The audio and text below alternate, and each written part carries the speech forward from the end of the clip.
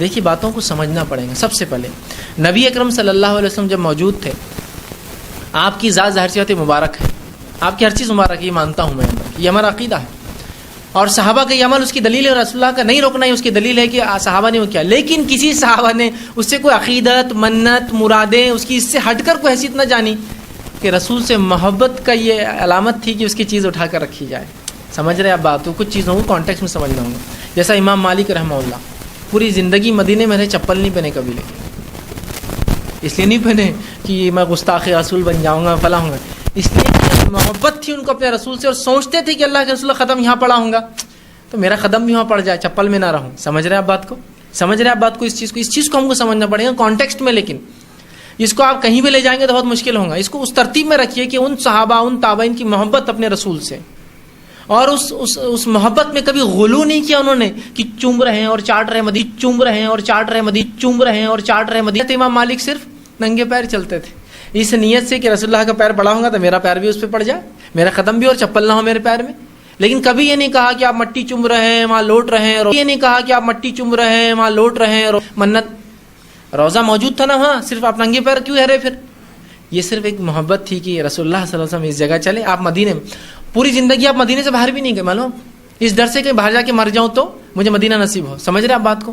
تو یہ ان کی ذاتی محبت تھی اللہ کے رسول سے. اور مدینہ شہر کی فضیلت بھی تھی، اس میں وبا نہیں پھیلیں گی، اس میں فلاں نہیں ہوگا، اس میں دجال نہیں آئے گا. سوچتے تھے باہر جاؤں گا مر جاؤں گا، تو پوری زندگی صرف مدینہ میں رہی، اس وجہ سے حدیث بھی جمع نہیں کر سکے باہر جا کے. جو مدنی صحابہ تھے ان سے حدیثیں لی، باقی چھوڑ دی جو آیا گیا. تو چومنے کی تو بہت ساری دلیلیں ہیں، صحابہ اکرام سے ثابت ہے مزاروں کو بوسہ دینا، چومنا. بلکہ امام مالک رحمۃ اللہ علیہ جو سب سے پہلے وہ محدث ہے جنہوں نے حدیث کی کتاب کو باضابطہ لکھا ہے. امام مالک سے پہلے کسی نے حدیث کی کتاب کو تحریراً نہیں لکھا، جمع نہیں کیا، صرف یاد کیا جاتا تھا. اور ان کی کتاب کا نام ہے موطا امام مالک. یہ حدیث کی سب سے پہلی کتاب ہے. امام شافعی کے استاد ہے، امام احمد ابن حنبل کے دادا استاد ہے. اور اللہ کے رسول نے ان کے بارے میں ایک حدیث میں فرمایا، اشارہ کیا، علماء کا اتفاق ہے کہ حدیث امام مالک کے لیے.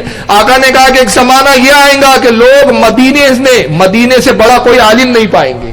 لوگ کہتے ہیں کہ حدیث امام مالک کے لیے ہے. امام مالک کا حال کیا تھا پتا ہے؟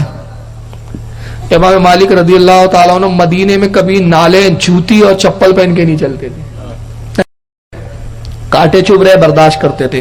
مدینے میں سواری پہ سوار نہیں ہوتے تھے. لوگوں نے پوچھا مالک، اے امام مالک آپ چپل کیوں نہیں پہنتے، نالین کیوں نہیں پہنتے؟ کہا یہ وہ زمین ہے جس نے رسول کی نالین کو چوما ہے، مجھے حیا آتی ہے کہ اس زمین کو اپنے نالین اور جوتی سے روندوں، اپنے گھوڑوں کے ٹاپوں سے روندوں.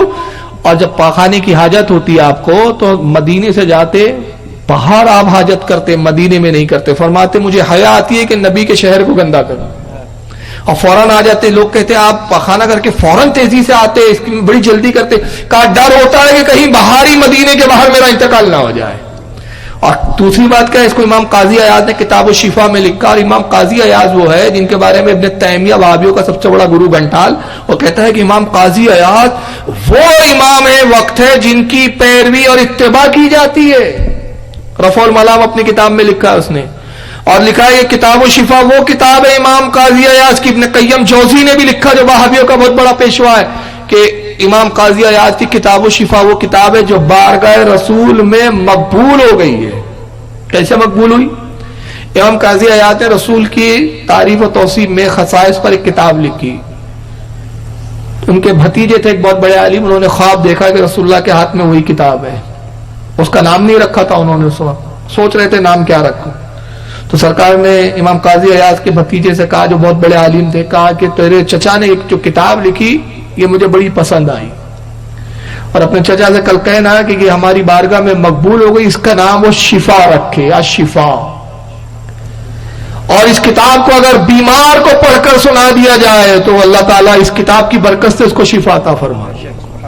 یہ بات ابن قیم جوزی نے بھی تسلیم کی ہے. کتاب الشفا میں وہ حدیث نقل کرتے ہیں امام قاضی عیاض رحمۃ اللہ تعالیٰ علیہ کہ امام مالک مدینے کے کھنڈروں کو بوسہ دیتے تھے. مدینے میں جو کھنڈر تھے نا، پرانی عمارتیں جو کھنڈر ہو گئی تھی، اس کی اینٹوں کو بوسہ دیتے، کھنڈروں کو بوسہ دیتے. پوچھنے والا نے پوچھا امام مالک آپ اتنے بڑے وقت کے امام، یہ کیا حرکت کرتے ہیں آپ؟ کھنڈروں کو بوسا دیتے ہیں، اینٹوں کو بوسا دیتے ہیں، یہ کیا دیوانگی ہے؟ آپ نے فرمایا خاموش، تم کیا جانو، میں اس لیے بوسا دیتا ہوں کہ میرے ذہن میں خیال آتا ہے ہو سکتا ہے ان کھنڈروں میں سے اس جگہ میرے لب لگ جائے جہاں ہو سکتا ہے کبھی آقا صلی اللہ علیہ وسلم کی پشت مبارک مس ہو گئی ہو۔ تو یہ چومنا تو بزرگوں سے ثابت ہے بھائی۔ اب اس کو قبر پوجوا بولتے ہیں تو ان کو چاہیے کہ پھر حضرت امام مالک کو اینٹ پوجوا بولے، وہ کھنڈر پوجوا بولے۔ یہ جہالت ہے، ان کے پاس کوئی ثبوت نہیں ہے۔ یہ اپنے بادشاہ کے تو ہاتھ چومتے ہیں لیکن ولیوں کے ہاتھ چومنے میں ان کو الرجی آتی ہے۔ میں کتنے ویڈیو ایسے دکھا سکتا ہوں، میرے پاس موجود ہے، جس میں یہ کنگ عبداللہ کے ہاتھ چومتے تھے۔ کیوں چومتے تھے؟ اس لیے کہ وہاں سے ریال ہے، پاپی پیٹ کا سوال ہے۔ جہاں پیسے کا معاملہ ہو سب جائز ہو جاتا ہے۔ اللہ تعالیٰ سمجھ کی توفیق عطا فرمائے۔ اگر آپ نے ابھی تک ہمارا چینل سبسکرائب نہیں کیا تو ہمارے چینل کو سبسکرائب کر لیں